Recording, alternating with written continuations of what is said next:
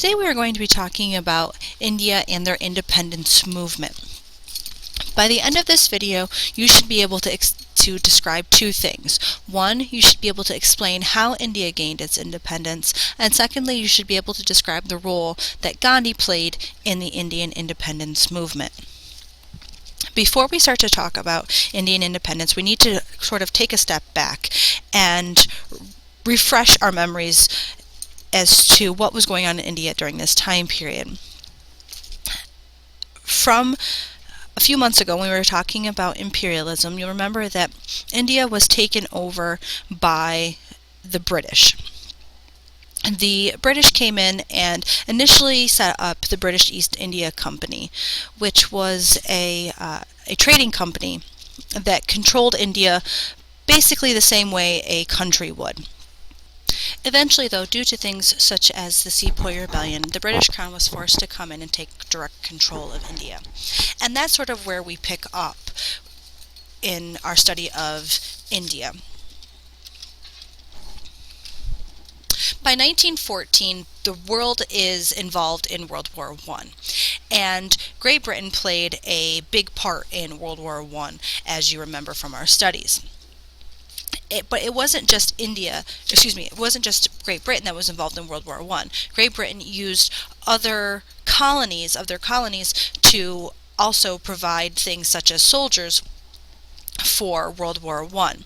And as part of this, Great Britain promised that if India were to help Great Britain during World War I, that once the war was over, in return, they would allow India to practice self-rule. But when the war was over in 1918, Indian troops returned home and the British Crown said, nope, sorry, we're not doing it. They were denied self-rule. Now this idea of self-rule goes back to the Treaty of Versailles and Wilson's 14 points, where he said that as part of those 14 points, colonies should be granted self-determination. That is, they should be able to determine what kind of government that they wanted. But the British just had too many expenses following World War I that they didn't want to give up this money-making machine that was India. So they denied the Indians self-rule, and this leads to many protests. In response to these protests, in 1919, Great Britain passed something called the Rowlatt Act. And the Rowlatt Act said that the British government in India would be allowed to imprison protesters for up to 2 years without a trial for protesting. This didn't stop the people, though, and they continued to gather to protest. And one of the more famous protests resulted in what was called the Amritsar Massacre. And the Amritsar Massacre occurred when thousands of people gathered at an open enclosure in Amritsar to listen to speeches. This was not a violent kind of gathering, but because of the Rowlatt Act, this was not allowed. And the British government in India sent in the military, specifically a man by the name of General Dyer, to go in and break up this protest. He goes in to this open enclosure and brings in not just military armed with weapons, but tanks to break up this meeting. And what you have to understand is these meetings were oftentimes not just men that were there. It was men, women, children, elderly that would come together to listen to these speeches. And they opened fire on these unarmed people, killing 400 and wounding another 1,200. Dyer was demoted and removed from his command in India due to his response as part of this Amritsar massacre. But this sort of sets the stage for the rise of Gandhi.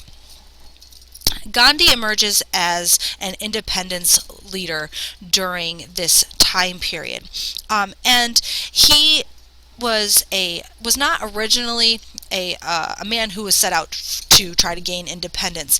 He was actually a lawyer in South Africa, which was another British colony. And when he tried to come back to places in Britain and in India and saw this sort of racism, I guess you would call it, this is when he starts his his push for independence. And he used religious approaches in politics. He blended ideas from Hinduism, Buddhism, Jainism, Islam, and Christianity as part of his independence movement. And he earns the nickname, because of this, Mahatma, meaning great soul. Gandhi used a lot of different tactics, many of which would be copied later on. He used non-cooperation and civil disobedience. That is, this deliberate and public refusal to not to obey an unjust law. He used what was called satyagraha, or soul force, or truth force, to push for independence. And nonviolence was really a really great method for Gandhi to use against Great Britain. And a lot of that has to do with the fact that India just doesn't have the ability to put up a fight against the British. So by using nonviolence, it was really one of the few ways that the Indians could fight against a much bigger, more well-equipped force such as Great Britain. In addition to not obeying laws that they seemed to think were unjust, they also boycotted British goods. That is, boycotting, not purchasing things such as cotton, especially for this becomes a problem for Great Britain, because if you remember the idea of the jewel in the crown, it was that not only was India a source of raw materials, but they also became a huge market for their goods, specifically cotton. And this meant that the British were losing money because of the non-purchasing of British goods by the Indians. And lastly, they refused to do things such as attend government schools, pay taxes, and to vote.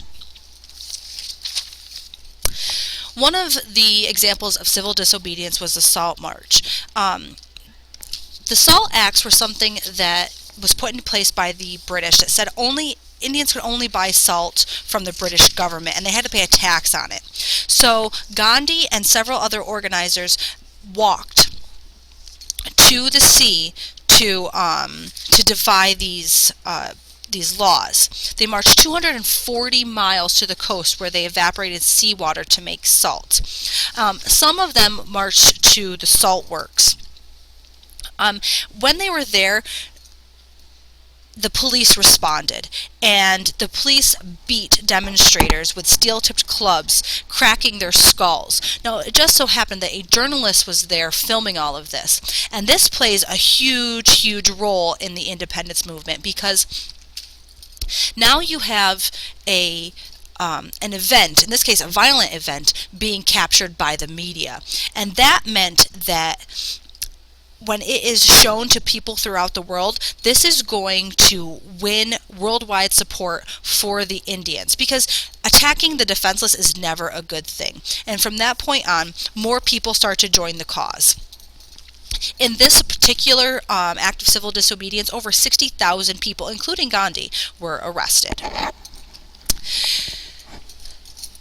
This is not going to be the end of the problems, though. In 1935, they passed what's known as the Government of India Act. This was gradual change, but not independence. It allowed for local self-government and limited election, but as I said, not full-blown independence. And this works out for a few years, but then a bigger issue occurs, and that bigger issue is World War II.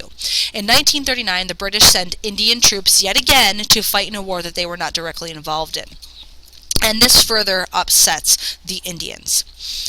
Because of their involvement in World War I, the Indians become really angry, and they launched something that's known as the Quit India campaign. And this was launched by the Indian National Congress, which was one of two groups that tried to win independence. This is the one that was led by Gandhi.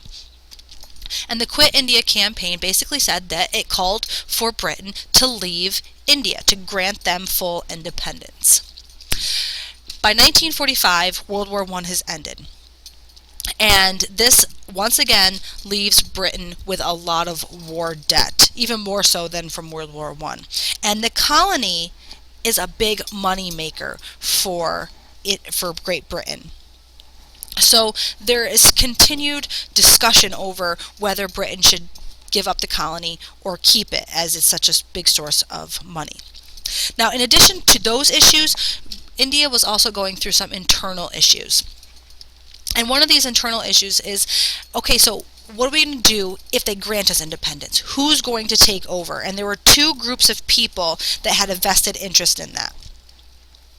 One of those was the Indian National Congress. The Indian National Congress tended to be made up of Hindu followers. But you had a second group, the Muslim League, who were made up, as the name suggests, of Muslims. And this was led by Muhammad Ali Jinnah, where the Indian National Congress tended to be led by Gandhi.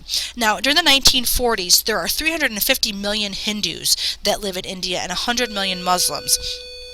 And the two religions are very different. In fact, Jinnah has gone on record as saying the only thing the Muslim has in common with the Hindu is his slavery to the British. Remember that Hinduism is polytheistic, Islam is monotheistic. There's differences in things such as the caste system versus the 5 pillars of Islam, and so on and so forth.